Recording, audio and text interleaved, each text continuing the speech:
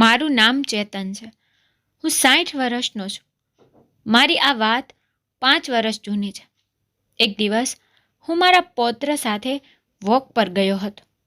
મારો પૌત્ર 4 વર્ષનો હતો. હું તેને મારી સાથે ગમે ત્યારે વોક પર લઈ જતો. મારી વહુનું વર્તન ખૂબ જ ચીડચીડું હતું. તે હંમેશા મારા પૌત્રને એકલો છોડી દેતી હતી. તેને તેના પુત્રની જરાય કાળજી લીધી ન હતી. મારી વહુનું નામ સોનિયા અને મારા પુત્રનું નામ રાજ હતું અને બંનેને એક 4 વર્ષનું માસૂમ બાળક હતું. મારો દીકરો બીજા શહેરમાં કામ કરતો હતો અને મારી વહુ પણ એક કંપનીમાં સેક્રેટરી તરીકે કામ કરતી હતી. હું સવારે વહેલો જાગતો હતો અને મને લાંબા સમયથી ઉધરસની બીમારી હતી. હું સવારે વહેલો જાગી જતો અને દરરોજ ઉધરસ ખાતો. મારી વહુ કહેતી, આ વૃદ્ધ માણસ દરરોજ મારી ઊંઘ બગાડે છે. પોતે તો વૃદ્ધાવસ્થામાં ઊંઘી શકતો નથી અને અમને શાંતિથી ઊંઘવા દેતો નથી. મનહૂસ કહીકો. હું બહુ ગરીબ હતો. મારા માતા પિતા મને ખૂબ પ્રેમ કરતા હતા કારણ કે હું 3 બહેનોનો એક માત્ર ભાઈ હતો. મારી 3 બહેનો પરણેલી હતી. અમારા ઘરની હાલત બહુ ખરાબ હતી. મારી 3 બહેનોના લગ્ન ગરીબ પરિવારમાં થયા હતા અને મેં પણ એક સામાન્ય છોકરી સાથે લગ્ન કર્યા. મારી પત્ની દેખાવે ઠીકઠાક હતી પણ ખૂબ સારી હતી. તેણે હંમેશા ખરાબ સમયમાં મારો સાથ આપ્યો. તે સીવણ કામ કરતી હતી અને હું મજૂરી કરી ઘર ચલાવતો હતો. 2 વર્ષ પછી મારા ઘરે એક પુત્રનો જન્મ થયો. મારો પુત્ર રાજ, જે ખૂબ જ બુદ્ધિશાળી છે. હું મારા પુત્રને મારી જેમ જીવન જીવવા દેવા માંગતો ન હતો. તેથી જ અમે બંને પતિ પત્ની સખ્ત મહેનત કરતા હતા. મેં મારા પુત્રને ભણાવ્યો અને તેને બીજા શહેરમાં ભણવા મોકલ્યો. મારો પુત્ર ઇન્ટર પાસ હતો. એક દિવસ મારી પત્નીની તબિયત ખૂબ જ ખરાબ થઈ ગઈ અને તેની સારવાર ચાલુ થઈ. પછી મારી પત્ની અમને છોડીને ગઈ અને હું આ ઘરમાં એકલો રહી ગયો. મારો દીકરો શરૂઆતથી જ બહાર ભણેલો હતો પણ તે તેના માતા પિતાને ખૂબ પ્રેમ કરતો હતો. તે શરૂઆતથી જ શહેરમાં ભણેલો હતો, તેથી તેને શહેરમાં જ સારી નોકરી મળી અને તેણે પણ ત્યાં જ કામ કરવાનું શરૂ કર્યું. ભગવાનની પ્રાર્થના અને મારા પુત્રની મહેનતે તેને સફળ બનાવ્યો હતો. પછી મારા પુત્રના પૈસાથી ધીમે ધીમે અમારા ઘરની સ્થિતિ ઘણી સારી થઈ ગઈ હતી. અમારું ઘર, આખું ઘર સંપૂર્ણ બદલાઈ ગયું હતું. મારી પત્નીના મૃત્યુ પછી હું સાવ જ એકલો પડી ગયો હતો અને મને ઘરના દરેક કામમાં ઘણી સમસ્યાઓનો સામનો કરવો પડતો. જો કે મારા દીકરાએ નોકરાણી રાખવાનું કહ્યું હતું પણ લોકોએ મારા દીકરાને નોકરાણી ન રાખવાની સલાહ આપી અને કહ્યું, તેના બદલે તારા પિતા માટે વહુ ઘરે લાવી લગ્ન કરી લે અને હવે તું સારી કમાણી કરવા લાગ્યો છે. મારા પુત્રને પણ તે યોગ્ય લાગ્યું કે જો તે લગ્ન કરે તો તેની પત્ની મારી સેવા કરશે. મારો પુત્ર 1 મહિનાની રજા લઈને ઘરે આવ્યો અને મને તેના લગ્ન કરાવવા કહ્યું જેથી તેની પત્ની મારી સેવા કરી શકે અને મને ઘરે પરેશાની ન થાય. મારા પુત્રના મિત્રએ એક સારી છોકરી શોધી કાઢી અને અમને પણ છોકરી બહુ ગમી. મારા પુત્રએ કહ્યું હતું કે મારા પિતાની ઈચ્છા હશે તો જ હું લગ્ન કરીશ કારણ કે મેં હંમેશા મારા માતા પિતાની ઈચ્છા મુજબ જ મારું તમામ કામ કર્યું છે. મને છોકરી ગમી અને મારા દીકરાને પણ ગમી. એ જ રીતે મારા દીકરાના લગ્ન સોનિયા સાથે થયા કારણ કે સોનિયા દેખાવેમાં હાવ સીધી લાગતી હતી. લગ્ન પછી જ્યારે તે અમારા ઘરે આવી ત્યારે તેણે મને તેના પિતાની જેમ માન આપ્યું કારણ કે મારો પુત્ર લગભગ 1 મહિના સુધી ઘરે રહ્યો હતો. મારા પુત્રની સામે તેણે ક્યારેય મારી સાથે ખરાબ વર્તન કર્યું નહીં. મને લાગ્યું કે વહુ બહુ સરસ છે, પણ રાજની નોકરી પર ગયા પછી મેં મારી વહુનું સાચું સ્વરૂપ જોયું હતું. તે પોતાનામાં જ મગ્ન રહેતી અને ઘરની સ્વચ્છતા પર ક્યારેય ધ્યાન આપતી ન હતી. જ્યારે રાજ આવવાનો હોય ત્યારે જ ઘરનું કામ કરતી હતી. મારો રાજ 2-3 મહિના પછી ઘરે આવતો, પણ મેં ક્યારેય સોનિયા વિશે ફરિયાદ પણ નથી કરી, કારણ કે હું મારા બાળકો વચ્ચે લડાઈ કરાવવા માંગતો ન હતો. મેં વિચાર્યું કે આ બાળકો છે, તેમને તેમનું જીવન જીવવા દો. મારું શું છે? મારું જીવન સમાપ્ત થઈ ગયું છે. હવે જે બચ્યું છે તે પણ એ જ રીતે પૂરું થઈ જશે. મારી પુત્રવધુ મારા પુત્રની સામે મારી સાથે ખૂબ જ સારી પ્રતિક્રિયા આપતી હતી અને હવે તેને કામ કરવું સારું લાગતું ન હતું. તેથી હું ચૂપચાપ મારું કામ કરતો. લગ્નના લગભગ 5 મહિના પછી પુત્રવધુએ રાજને કહ્યું કે તે નોકરી કરવા માંગે છે અને આ ઘરમાં કંટાળી ગઈ છે. મારો પુત્ર આ માટે સંમત ન હતો, પણ મેં તેને કહ્યું કે દીકરા, આજનો મોડલ યુગ છે. દરેક છોકરી નોકરી કરવા માંગે છે અને જ્યારે છોકરીઓ ભણેલી હોય છે ત્યારે તેને આ વાતનો લાભ લેવો જોઈએ. મારી સમજાવટ બાદ મારો પુત્ર સોનિયાને કામ પર મોકલવા રાજી થયો. તેથી મારી પુત્રવધુ કોઈ કંપનીમાં સેક્રેટરીની નોકરીમાં જોડાઈ ગઈ હતી. મારા પુત્રના લગ્નને 2 વર્ષ થયા હતા. વહુને એક પુત્ર પણ હતો. હવે તે મારી સામે ઘણી નારાજગી રાખતી હતી, પણ મારો પૌત્ર મને સાથ આપવા આવી ગયો હતો. બાળપણથી જ મેં તેને ઘણો પ્રેમ આપ્યો હતો. મારા પૌત્રની અંદર હું રાજને જોઈ શકતો હતો. મારો દીકરો મારાથી દૂર રહેતો હતો, પણ મારો પૌત્ર મારા દિલની ખૂબ નજીક હતો. પુત્રવધુને તેની જરાય પડી ન હતી. જ્યારથી તેને નોકરી પર જવાનું શરૂ કર્યું, ખબર નહીં તેને શું થયું હતું. તેને તેના ગર્ભાવસ્થાના દિવસોમાં પણ પોતાનું કોઈ ધ્યાન રાખ્યું ન હતું. તેને ફક્ત તેની નોકરીની ચિંતા હતી, જ્યારે અમારા ઘરમાં કોઈ પ્રકારની કમી ન હતી. મારો દીકરો ઘણા પૈસા મોકલતો હતો, પણ મારી વહુને માત્ર નોકરી કરવામાં જ રસ હતો. મેં વિચાર્યું હતું કે 2-3 મહિના નોકરી કરીને તે આ શોખનો અંત લાવી દેશે, પરંતુ બાળકના જન્મ પછી પણ તેણે બાળક ખાતર નોકરી છોડી ન હતી. પૌત્રની સંભાળ રાખનાર હું જ હતો. દિવસો આમ જ પસાર થતા હતા. દિવસે ને દિવસે તે મારી સાથે ખરાબ વર્તન કરવા લાગી અને હવે તેણે મને ઘરનો નોકર બનાવી દીધો હતો. તે કહેતી કે તમે આખો દિવસ ફ્રી બેસો છો, મારા દીકરાનું ધ્યાન રાખજો અને ઘરનું કામ પણ કરજો. હવે તેણે મને ઇજ્જત આપવાનું સંપૂર્ણપણે બંધ કરી દીધું હતું. મને ક્યારેક તો આ બધી વાતો મારા દીકરાને કહેવાનું મન થતું, પણ હું તેના વચ્ચે ઝઘડો કરાવવા માંગતો ન હતો. તેથી જ હું હંમેશા મૌન રહેતો. પોતાની વહુના તમામ અત્યાચારો ચૂપચાપ સહન કરતો અને તે નોકરની જેમ મને કામ કરવા દબાણ કરતી અને ટોણા મારતી કે તમે તો બસ તમારા દીકરા અને વહુની કમાણી ખાવ છો. તમે ઈચ્છો તો કંઈક નોકરી કરી શકો છો, તમે કોઈ કામ પણ કરી શકો છો. મેં ઘણીવાર કહ્યું, વહુ, મેં મારા પુત્રને આખી જિંદગી ખૂબ જ મહેનત કરીને ભણાવ્યો છે અને તેને ઉછેર કર્યો છે, તો તે કહેતી તેમાં શું છે? દરેક માતા પિતા મહેનત કરીને જ પોતાના બાળકોને ઉછેર કરે છે. તમારા હાથ અને પગ હજુ ચાલુ છે. બહારનું કોઈ કામ કરી શકતા નથી તો ઘરનું કામકાજ કરો, ઘરની સફાઈ કરો અને જો થાય તો યુટ્યુબ પરથી વિડીયા જોયા પછી રસોઈ પણ બનાવો. મને પણ બજારનો ખોરાક ખાવામાં કંટાળો આવે છે અને ઘરનો ખોરાક ખાવાનું મન થાય છે. મને યુટ્યુબ પર વિડીયો જોવાની જરૂર ન હતી. હું મારી પત્નીને કામમાં મદદ કરતો, તેથી જ હું રસોઈ કેવી રીતે બનાવવી તે જાણતો હતો. હું ઘરનું બધું કામ કરતો અને મારા પૌત્રને પણ સાચવતો હતો. મને મારી વહુથી બહુ ડર લાગતો હતો, તેથી હું ચૂપચાપ બધું સહન કરતો હતો. સમય ન મળવાને કારણે હું ઘરની બહાર બહુ જતો ન હતો. હું ફક્ત સાંજે મારા પૌત્ર સાથે વોક પર જતો હતો. મારા પૌત્ર સાથે મારો સરસ સમય પસાર થતો અને જો હું તેની સાથે રહેતો તો એવું લાગતું કે જાણે મારી એકલતાનો સંપૂર્ણ અંત આવી ગયો છે. આમ જ ઘણા વર્ષો વીતી ગયા.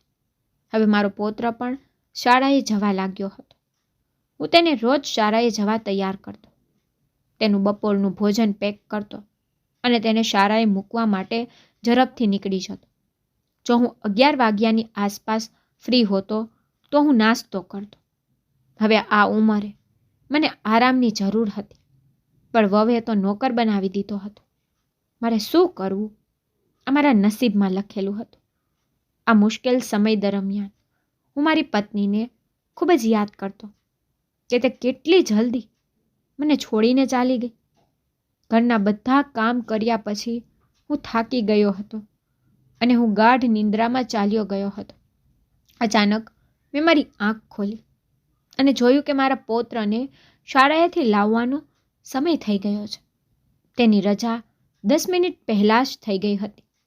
મારા જૂના હાડકામાં હવે જાણે જીવ ન હતો. તેને શાળાએથી લાવીને મેં તેને ખાવાનું ખવડાવ્યું, કારણ કે તે મારા હાથથી જ ખાતો હતો અને જાણે વહુ તો તેના પુત્રને જ ભૂલી ગઈ હતી. તે તેના મિત્રો સાથે પાર્ટીઓ કરતી હતી. તેણે મને તેની ઓફિસમાંથી ફોન કર્યો અને કહ્યું કે આજે રાત્રિ ભોજન માટે તેની કેટલીક મિત્રો આવે છે. તેમના માટે સારો ખોરાક તૈયાર કરો. મારી પુત્રવધૂની સૂચના મુજબ મેં સરસ ભોજન તૈયાર કર્યું હતું. તે સાંજે 5 વાગ્યા સુધીમાં ઓફિસેથી પરત આવી ગઈ હતી. રાત્રે જ્યારે મારી પુત્રવધૂની મિત્ર આવી ત્યારે તેણે મારા દ્વારા બનાવેલા ભોજનના વખાણ કર્યા, કારણ કે તે વિચારતી હતી કે હું ઘરનો નોકર છું. મારી પુત્રવધૂએ તેમને કહ્યું હતું કે હું ઘરનો નોકર છું. મારી વહુએ બધાને કહ્યું ન હતું કે હું તેનો સસરો છું. તેને કહ્યું હતું કે આમ કહેવાથી તેને શરમ આવે છે, તેથી તે બધાને મને તેનો નોકર કહે છે. મારા હૃદયમાં ઘણી લાગણીઓ હતી. એવું ન હતું કે હું મારી વહુને પ્રેમ કરતો ન હતો. તે તો મને દીકરીની જેમ વહાલી હતી. મને લાગ્યો કે મારો ભગવાન બધું જોઈ રહ્યો છે. એક યા બીજા દિવસે મને મારા મૌનનું ફળ ચોક્કસ મળશે. હું મારી વહુ અને પૌત્રના બધા કામ ખુશીથી કરતો હતો, પણ જ્યારે પણ મારી વહુ લોકો સામે મારું અપમાન કરતી ત્યારે મારું દિલ તૂટી જતું. હવે આગળ જતાં પુત્રવધૂનું વર્તન વધુ ખરાબ થવા લાગ્યું. હવે જ્યારે જુઓ તે ફોન પર ખૂબ જ વ્યસ્ત રહેતી. મને ઘણી વખત શંકા જતી કે જે વ્યક્તિ ફોન પર વાત કરે છે તે મારો પુત્ર નથી, પરંતુ બીજો કોઈ છે, કારણ કે મારો પુત્ર આખો દિવસ ઓફિસમાં વ્યસ્ત રહેતો હતો અને જ્યારે પણ તે ફોન કરતો ત્યારે તે મારી સાથે પહેલાં વાત કરતો હતો અને મોટે ભાગે તે જાણતો હોવાથી મારા નંબર પર જ ફોન કરતો કે હું ઘરે જ રહું છું. વહુ હવે રૂમનો દરવાજો બંધ રાખવા લાગી હતી. જો પૌત્ર તેની માતા પાસે જવાનો આગ્રહ રાખે છે તો પણ તે બંધ બેસી રહેતી. એક દિવસ તેને ફોન પર વાત કર્યાને ઘણો સમય થઈ ગયો હતો અને પૌત્ર આગ્રહ કરવા લાગ્યો કે તેણે તેની માતા પાસે જવું છે. તેથી મેં ખૂબ હિંમત કરીને પુત્રવધૂના રૂમનો દરવાજો ખખડાવ્યો અને ખૂબ જ પ્રેમથી તેને પૂછ્યું, દીકરા, કોનો ફોન છે? બાળક કેટલા સમયથી રડે છે. તેને તારી પાસે આવવું છે. તેને તારી પાસે બેસાડી લે. પુત્રવધૂએ કહ્યું, આનો અર્થ શું? કે તમે હવે મારા પર નજર રાખો છો? હું કોઈની સાથે વાત કરું, તમને શું વાંધો છે? તમે તમારા પોતાના કામમાં ધ્યાન રાખો અને તમે જ તેને સંભાળો છો. જોઈ શકતા નથી કે હું કેટલી વ્યસ્ત છું? તેને સમજાવી લેતા વહુએ કહ્યું, આજ પછી મને ડિસ્ટર્બ કરશો નહીં તો તમારા માટે સારું નહીં થાય. વહુએ જે જવાબ આપ્યો તો હું સહેમી ગયો. વહુએ મને આદેશ આપ્યો કે જઈને મારા માટે 1 કપ ચા બનાવી લાવો. મેં કહ્યું, ઠીક છે. પછી વહુએ રૂમનો દરવાજો અંદરથી બંધ કરી દીધો. મેં મારા પૌત્રને સમજાવ્યું કે તારી માં વ્યસ્ત છે, અત્યારે તને સંભાળી શકતી નથી. તે બિચારું બાળક લાંબા સમય સુધી રડતો રહ્યો અને પછી પોતે જ ચૂપ થઈ ગયો. જ્યારે હું મારી વહુ માટે ચા બનાવીને રૂમમાં ચા આપવા ગયો ત્યારે મારી આંખો પહોળી થઈ ગઈ, કારણ કે વહુના રૂમમાંથી સિગારેટની વાસ આવતી હતી. રૂમમાં કોઈ હોય એવું લાગતું હતું કે તે સિગારેટ પી રહ્યો છે. હકીકતમાં મેં એક બાજુએ બુઝાયેલી સિગારેટ પણ જોઈ હતી, જે ત્યાં હાજર હતી. પણ હું ચૂપચાપ રૂમની બહાર આવ્યો, ચાના વાસણો ધોયા. પછી હું મારા પોતાને પાર્કમાં ફરવા લઈ ગયો. પણ મારું મન સિગારેટના મુદ્દે જ અટકી ગયું હતું. મારા આઈડિયા મુજબ બહુ ગુપ્ત રીતે સિગરેટ પીતી હતી, કારણ કે આજે તે રૂમમાં હાજર હતી અને મેં તેના રૂમમાં સિગારેટ પણ જોઈ હતી. પછી તે દિવસભર ફોન પર વાત કરતી રહે છે. તેથી મને ખાતરી થઈ ગઈ કે વહુ ફોન પર કોઈક છોકરા સાથે વાત કરે છે. અને પછી મારા મગજમાં એ પણ આવી ગયું કે જાણ્યા વિના હું કોઈ નિર્ણય પર પહોંચી શકતો નથી. પણ હવે મેં મારી વહુ પર નજર રાખવાનું શરૂ કર્યું. બીજા જ દિવસે પુત્રવધુ ફોન પર વાત કરતા ટેરેસ પર ગઈ. મારો પૌત્ર પહેલેથી જ સૂઈ ગયો હતો અને થોડી વાર પછી હું ટેરેસ પર ગયો અને મારી વહુને ચૂપચાપ સાંભળતો રહ્યો. પુત્રવધુ ફોન પર કોઈની સાથે વાત કરી રહી હતી અને કહી રહી હતી કે વિક્કી, તમે પણ ગજબ કરો છો. મને કહો, તમે મને ફરવા બહાર ક્યારે લઈ જશો? અમે દરરોજ મળીએ છીએ, પણ અત્યાર સુધી તમે મને આ શહેર સિવાય બીજા કોઈ શહેરમાં ફરવા લઈ ગયા છો. પછી વહુ કહેવા લાગી, વાહ, મને તો ગોવા બહુ પસંદ છે. તો ડન થયું. આવતા મહિને અમે ગોવાની મુલાકાત લેવાના છીએ. વારંવાર વહુ વિક્કી નામના છોકરાનું નામ લેતી હતી અને તેની સાથે ખૂબ જ પ્રેમથી વાત કરતી હતી. આવી વાતો સાંભળીને મારા તો પગ નીચેથી જમીન નીકળી ગઈ, કારણ કે મને જે શંકા હતી તે થઈ ગયું હતું. કોણ જાણે કેટલા સમયથી સોનિયા મારા પુત્રને દગો આપતી હતી. હું સીડી પર ઊભો રહીને આ બધી બાબતો વિશે વિચારતો હતો. મારું મન ખૂબ દુઃખી થયું કે મને ખબર નથી કે કયા સમયે આ છોકરીના લગ્ન મારા પુત્ર સાથે થયા હતા. તે મારી સાથે જે રીતે વર્તે છે મને તેનાથી કંઈ વાંધો નથી. મોટાભાગે પુત્રવધુઓ તેના સાસુ સસરાને માતા પિતા સમાન ગણતી નથી, પરંતુ તમારે તમારા પતિની લાગણીઓને સમજવી જોઈએ. અહીં વહુ મારા પુત્ર સાથે દગો કરતી હતી. મારા મનમાં ખૂબ જ ટેન્શન હોવાથી હું સીડી પરથી નીચે પડતા બચી ગયો. કદાચ મારી વહુને ખ્યાલ આવી ગયો હતો કે સીડી પર કોઈ છે, તેથી હું ઝડપથી સીડીઓ ઉતરવા લાગ્યો. પણ થોડી વારમાં વહુએ મને જોઈ લીધો, તેથી તેણે ફોન બંધ કરી દીધો અને નીચે આવી. તેના ચહેરાનો રંગ ઉડી ગયો હતો. કહેવા લાગી, ઊભા રહો, ક્યાં જઈ રહ્યા છો? તેને કહ્યું, તમે મારી જાસૂસી કરી રહ્યા હતા? મને કહો, ઉપર ઊભા રહીને તમે શું કરી રહ્યા હતા? મેં કહ્યું, મારે ટેરેસ પર જવું હતું, પણ તમારા શબ્દો સાંભળીને હું અહીં જ અટકી ગયો. પુત્રવધુ કહેવા લાગી, પછી તમે મારા બધા શબ્દો સાંભળ્યા હશે. મેં કહ્યું, તે સારું નથી કર્યું. તું મારા દીકરાને દગો આપે છે. હું તેને બધું કહીશ. આ સાંભળીને વહુએ તરત જ મારો હાથ પકડીને ફેરવી નાખ્યો. મને ખૂબ જ દુખાવો થવા લાગ્યો. તે મારી વહુ હતી. હું તેના પર હાથ ઉપાડી શકતો ન હતો, પણ મને લાચાર જોઈને ત્યાંનો ફાયદો ઉઠાવી રહી હતી. તેને કહ્યું, તમે તમારા પુત્રને શું કહેશો કે હું ફોન પર કોઈની સાથે વાત કરી રહી હતી? મારો એક બોયફ્રેન્ડ છે અને મારા પતિ તમે જે કહો છો તે ક્યારેય માનશે નહીં, કારણ કે મેં તેને પહેલેથી જ તમારી વિરુદ્ધ ઘણા કાન ભર્યા છે. તમે પહેલાં મારા વિશે ફરિયાદ કરો, હું તેને તમારા વિશે ફરિયાદ કરીશ અને તેને કહીશ કે તમારું અમારા ઘરમાં કપડાં ધોતી મહિલા સાથે અફેર છે અને તેને મારા પતિની બીજી માં બનાવવા માટે તૈયાર કરો છો. શું તમને લાગે છે કે તમારો દીકરો હું તેને કહું તે માનશે નહીં? મારી પાસે તો તેના સબૂત પણ છે. એક વખત મેં તમારા બંનેનો ફોટો લીધો હતો જ્યારે તમે તેની સાથે વાત કરી રહ્યા હતા, જ્યારે તમે તેને કપડાં આપતા હતા. અને જો હું મારા પતિને મારી રીતે આ વિશે કહું તો તે તને ઘરની બહાર કાઢી મૂકશે, કારણ કે તે તેની બીજી માં ક્યારેય સહન કરી શકશે નહીં. અને તને કહેશે કે તને આવા કામ કરવામાં શરમ નથી આવતી. મેં ઘણી વાર કહ્યું, વહુ મને છોડી દો, મને માફ કરી દો, હું રાજને કંઈ કહીશ નહીં. મેં કંઈ નથી સાંભળ્યું. એટલે વહુ કહેવા લાગી, હા, આ થઈને વાત. જો તું આ વિશે કોઈને કહીશ તો હું તારા ટુકડા કરી નાખીશ અને તને કૂતરાઓને ખવડાવી દઈશ. સમજ્યો?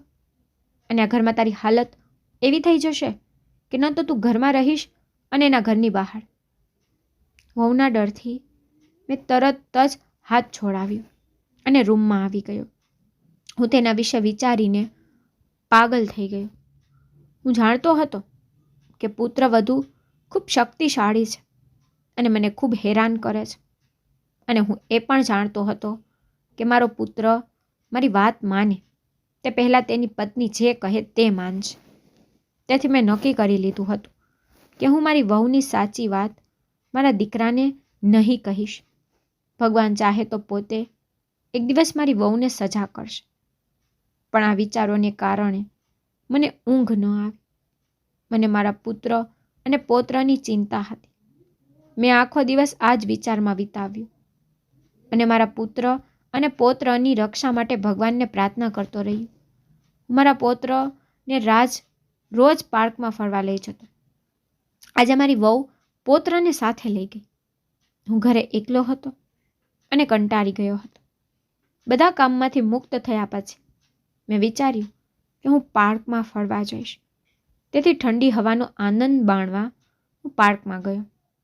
મને ત્યાં બેસીને લગભગ 1 કલાક થઈ ગઈ હતી.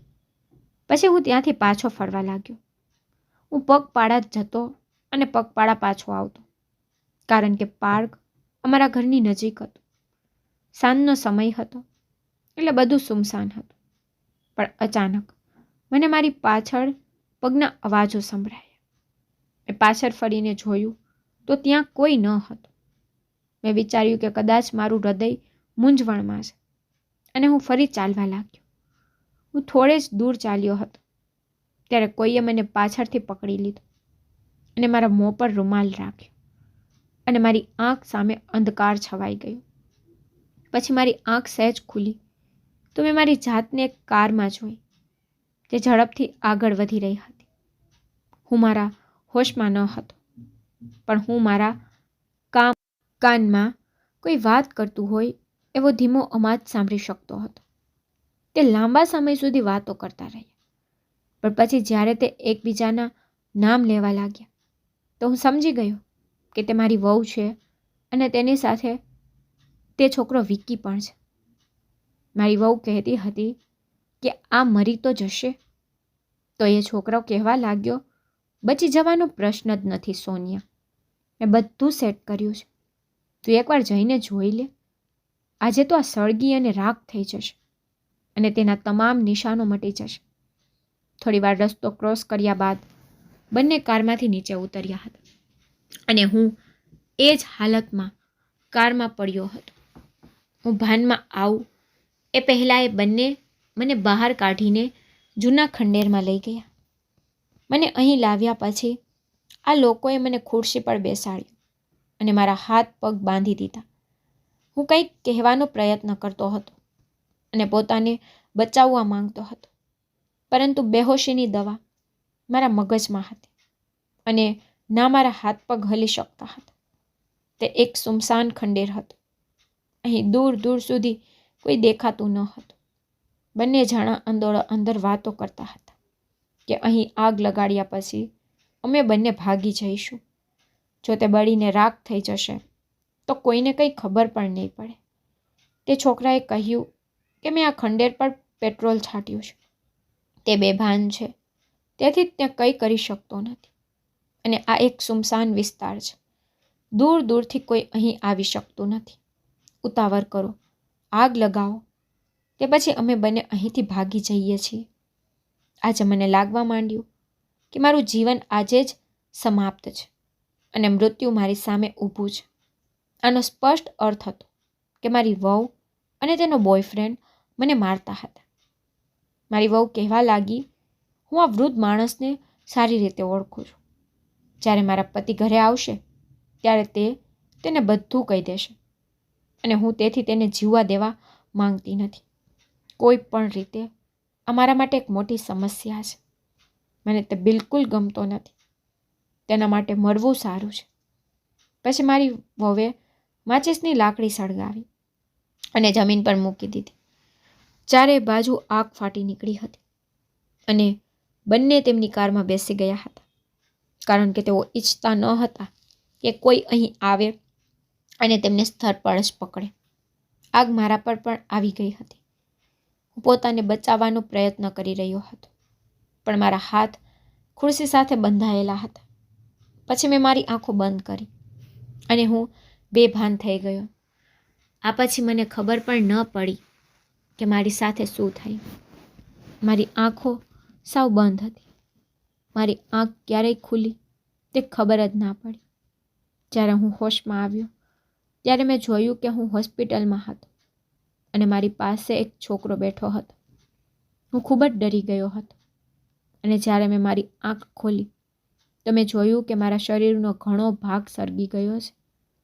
હું ખૂબ પીડામાં હતો. હું હોસ્પિટલમાં સારવાર લઈ રહ્યો હતો. તે છોકરો મારી નજીક આવ્યો અને કહેવા લાગ્યો, કેમ છો કાકા? અને આગ તમારા પણ કોણે લગાવી? એ છોકરો મને સવાલો પર સવાલ પૂછતો હતો, પણ હું હજી સંપૂર્ણ રીતે હોશમાં ન હતો, કારણ કે હું ખૂબ પીડામાં હતો. મેં આંખ ખોલી તો છોકરો ફરી મારી નજીક આવ્યો અને કહેવા લાગ્યો, કાકા તમે ઠીક છો? એવું લાગતું હતું કે મારા હોઠ બંધ થઈ ગયા હતા અને હું કંઈ બોલી શકવાની સ્થિતિમાં ન હતો. તે છોકરાએ મને કહ્યું કે ગભરાશો નહીં કાકા, તમે એકદમ ઠીક છો. મેં તમને બચાવ્યા છે. લગભગ 2 અઠવાડિયા પછી મેં થોડી હિંમત મેળવી અને કંઈક કહેવા લાયક થયો.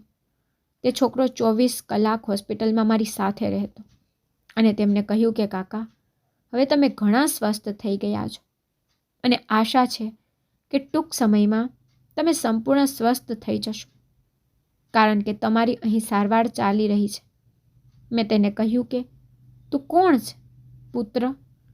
તે મારો અવાજ સાંભળીને કહેવા લાગ્યો, સારું થયું કાકા, તમે બોલવાનું તો શરૂ કર્યું, નહીંતર હું ખૂબ પરેશાન થઈ ગયો હતો. સૌથી પહેલાં મને કહો કે તમે કેમ છો? મેં કહ્યું કે હું ઘણું સારું અનુભવું છું. તેણે મને ફરી પ્રશ્ન પૂછ્યો અને કહેવા લાગ્યો, કાકા તમે તે ખંડરની અંદર શું કરવા ગયા હતા? શું તમે જાણો છો કે તમને ત્યાં આગ લાગી હતી અને હું જાણું છું કે તમને કોઈએ મારવાનો પ્રયાસ કર્યો હતો, કારણ કે જ્યારે હું ખંડર પર પહોંચ્યો ત્યારે તમે ખુરશી સાથે બાંધેલા હતા અને બેભાન હતા. તમને આગે ચારે તરફથી ઘેરી લીધા હતા, પરંતુ ભગવાનની કૃપાથી હું સ્થળ પર પહોંચી ગયો અને તમને બચાવી લીધા. હું દરરોજ તે ખંડેરના રસ્તા પરથી પસાર થાઉં છું અને તે દિવસે પણ હું મારી ઓફિસેથી ઘરે જતો હતો. મેં જોયું કે ખંડેરની અંદર એક વિશાળ આગ ફાટી નીકળી હતી. મને લાગ્યું કે કદાચ કોઈએ ખંડેરની અંદર કચરામાં આગ લગાડી હશે અને ત્યારે મને કોઈનો ફોન આવ્યો અને હું ફોન પર વાત કરી રહ્યો હતો અને હું વિચારી રહ્યો હતો કે અહીં આટલો કચરો કોણે નાખ્યો હશે. પણ જ્યારે મેં જોયું તો મને લાગ્યું કે કોઈ માણસ અંદર છે અને જ્યારે હું અંદર ગયો ત્યારે મેં તમને જોયા અને મેં જોયું કે તમે બેહોશ હતા અને મેં બહુ મુશ્કેલીથી તમને બચાવ્યા.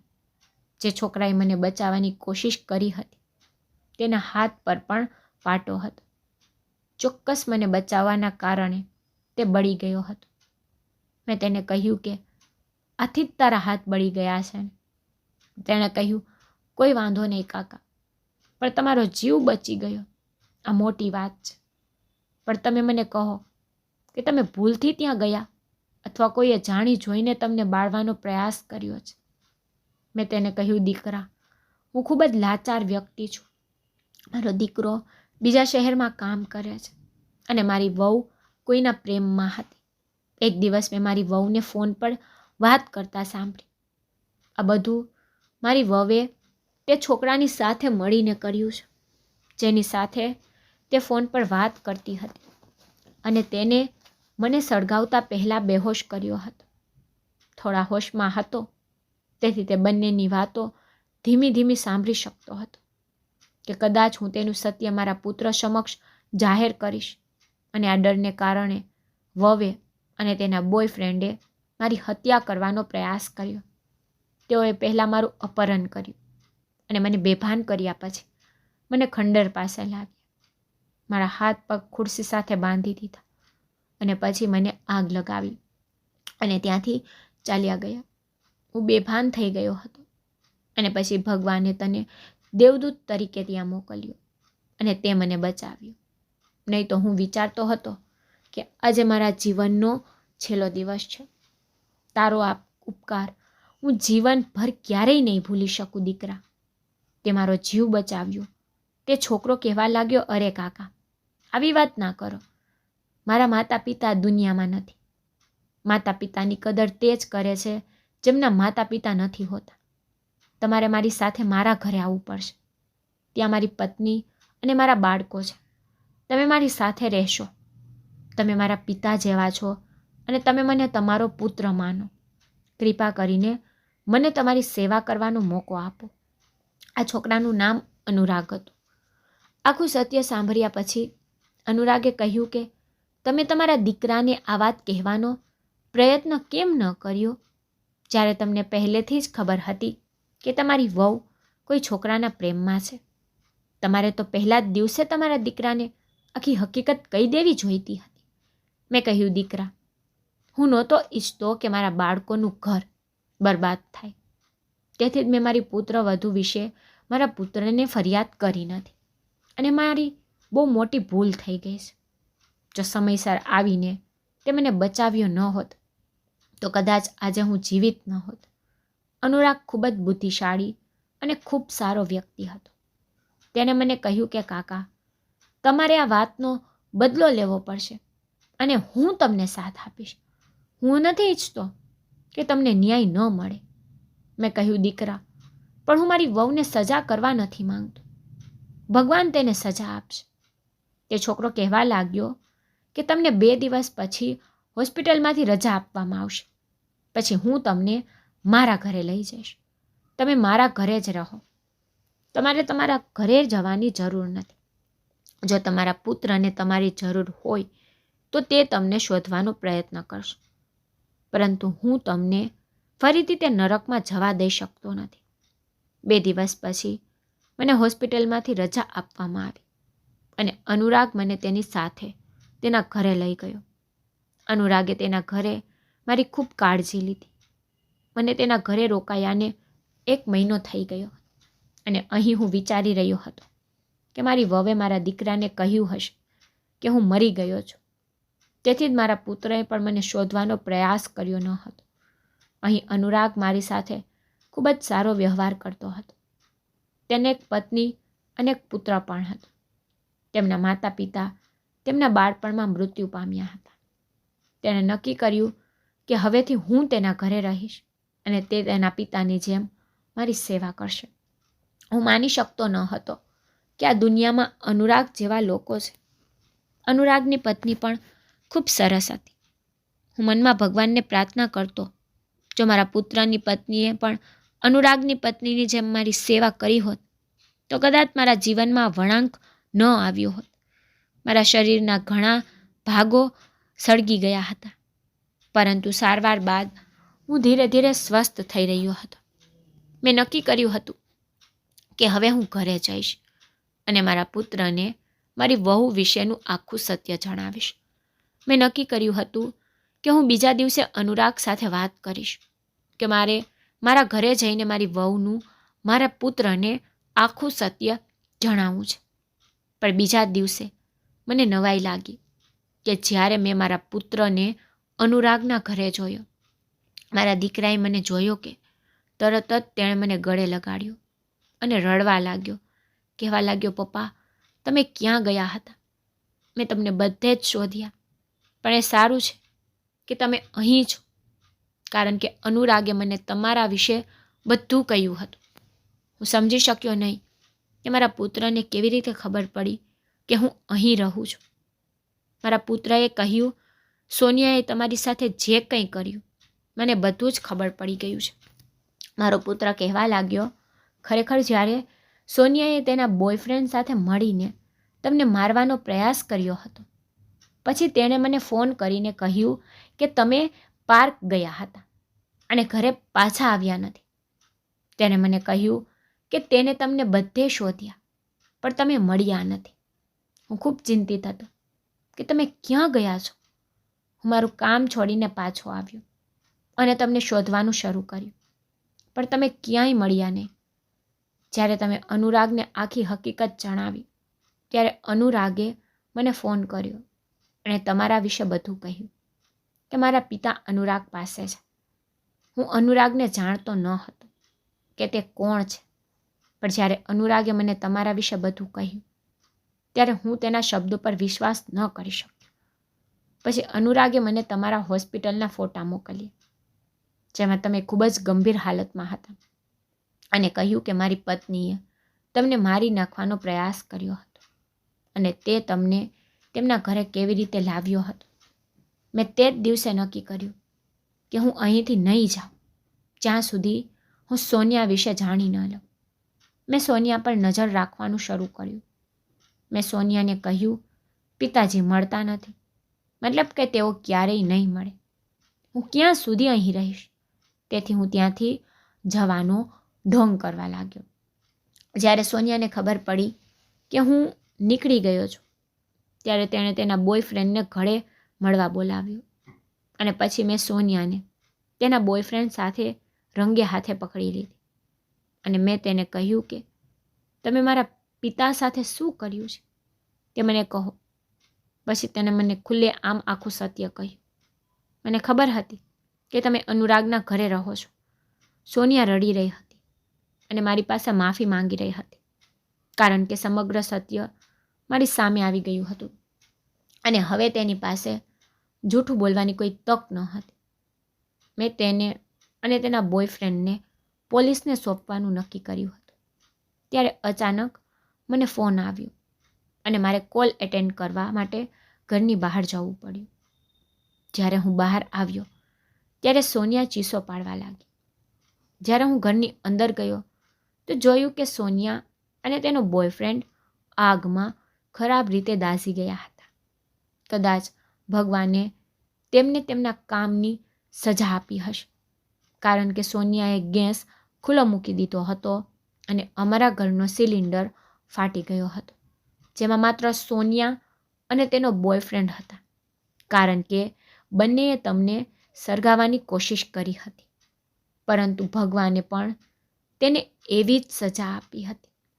સોનિયા અને તેનો બોયફ્રેન્ડ હોસ્પિટલમાં દાખલ છે. સોનિયાને તેના કામ માટે ખૂબ જ પસ્તાવો થઈ રહ્યો છે. તે તમારી પાસે માફી માંગવા માંગે છે. મેં તેને માફ કરી નથી કારણ કે હું તેને ક્યારેય માફ કરીશ નહીં, પણ કદાચ ઈશ્વર પણ ઈચ્છે છે કે તમે તેને માફ કરો. તેથી અમે બધા હોસ્પિટલ ગયા. અમે ત્યાં ગયા ત્યારે મેં જોયું કે સોનિયાના બોયફ્રેન્ડનું તો મૃત્યુ થઈ ગયું હતું પણ સોનિયા હજી જીવતી હતી અને મારી માફી પર તેનો શ્વાસ રોકાયેલો હતો. મેં તેને માફ કરતાં જ તે પણ મરી ગઈ જેમ સોનિયા અને તેના બોયફ્રેન્ડ બંનેએ કર્યું હતું. તેને તેના કાર્યોની સજા મળી હતી. અત્યારે હું મારા પુત્ર અને પૌત્ર સાથે સારું જીવન જીવી રહ્યો છું.